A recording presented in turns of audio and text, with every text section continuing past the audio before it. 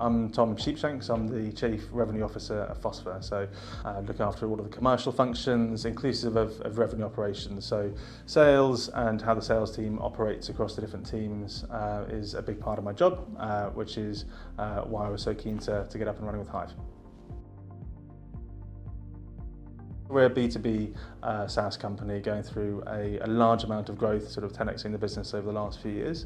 And so what prompted me to start was trying to ask and answer two critical questions. Firstly, are we trying to do the right things from a process perspective, end to end, from first conversation with a potential client all the way through to getting them up and running on the system? And secondly, are we all doing the right things within that process? So there's two sides of it. From a strategic perspective, what does that process look like? How do we optimize? How do we iterate over time? And then secondly, with everyone joining the team, are they all singing from the same hymn sheet in terms of all the different stages within the process? Are we all doing the same things so that we can get really confident that over time we're improving the process? If you take a step back in terms of how the product marketing teams and sales teams normally interact, the way that we were working beforehand was as you'd expect. So whenever there's a desire to change the messaging because we've built lots of new cool products and we want to go and talk about that in the best possible way, that kicks off a large amount of work to figure out how do we do the sales enablement, how do we organise meetings and run through the new content and the new messaging with them. So the real difficulty with that approach is it takes so much time to do and organise, and it's very difficult to look back retrospectively as to what's actually improved or happened. So messaging was one of the first things that we focused on with Hive. The first thing that you learn is often the last, because it's really difficult to adopt something new. And when you've spent a year putting in all of the time and effort just to say the right thing, and it starts to work, it's really difficult to change that. When you're in a high stakes environment with a chief digital officer of Estee Lauder companies, you've got two options when you're having that conversation. You can say the thing that you've said for a year and you know works well, or you can take a gamble and try the new thing which the company's trying to adopt, and you know the new thing is better, but when you're in the moment and the stakes are really high, it's really easy to get into sort of a risk-averse type mentality and just revert back to what you've said in the past. So having the Hive approach where you're sort of putting all of that thinking and those messaging frameworks into Hive to act as that on the top sort of coach, that means that you can answer both of those questions, which is, are the new things that we're saying improving things over time, and is everyone in the team saying the new things?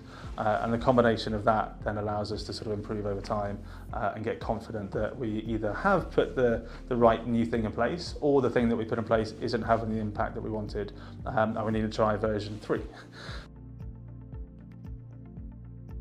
All of the things that the team were doing in the past, all of those things that we were trying to organise in terms of group-wide enablement sessions and messaging templates and potential scripts and role plays, all of those disappear, which is great because you're saving like hundreds of hours a month. But the change of that small and often, so that sort of one recommendation per call after they put down the phone has a big compounding impact over time. So capacity is one of the critical components there. So how many new conversations can an individual look after at any one point in time? If you're giving them far too many deals to work, then they're going to be stretched, and gaps are going to appear with some of the boring stuff like admin, or response times to prospects and things like that, which impact the buying experience. So don't want to do that. And the inverse is also true. So a year ago, before Hive, we'd have around sort of 15 new deals worked per person per month, and now we've stretched that to 22 over the course of the year, which is a great sort of testament to how much time you can save by putting something like Hive in, and all of the sort of operation time that you can unlock by having this as the underpinning system or operating system. And that sort of has a direct impact into how busy and happy everyone is in the team, being able to work lots of fun conversations while not feeling too stretched and dropping balls with clients. I thought it might be a bit daunting until I kind of realised that it's really easy to get started, and then you can build and tweak iteratively. So it's not like you need to boil the ocean to begin with. And so in terms of getting up and running, just putting all of the context in Hive in terms of the messaging frameworks and our processes and the different actions that we want the salespeople and sales team to be doing per stage is really easy. So the starting point is easy. If you then put in the time to iterate things on like a fortnightly basis, just so you can trust the information that's coming out the back of it. Hive it's the action layer. I think that would be the product marketing version. But what I mean by that is, so we've got all of the information sitting in emails, sitting in call recordings and the transcripts, sitting in our CRM. That's the fuel. What you need to do is then look at all of that through how your business operates and all the processes that you put in place, trying to get better, and all the messaging that you've got that you want people to say. What would I say about Hive? Just try it.